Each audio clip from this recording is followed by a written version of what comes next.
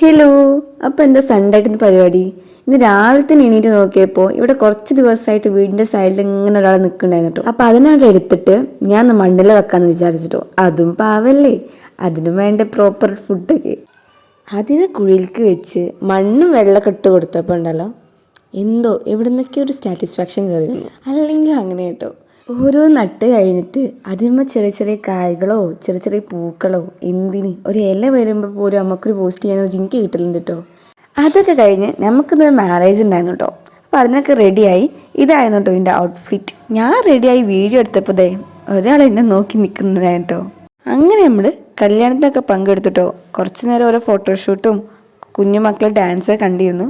അത് കഴിഞ്ഞിട്ട് നമ്മൾ ഫുഡ് കഴിക്കാൻ കയറി കേട്ടോ. ഒരു യുദ്ധത്തിന് ശേഷം ഭയങ്കര തിരക്കിയിരുന്നു. പെട്ടെന്ന് കഴിച്ച് വീട്ടിൽ പോകുന്ന ലക്ഷ്യം കൊണ്ട് കുറച്ച് കഴിച്ച് പോന്നു കേട്ടോ.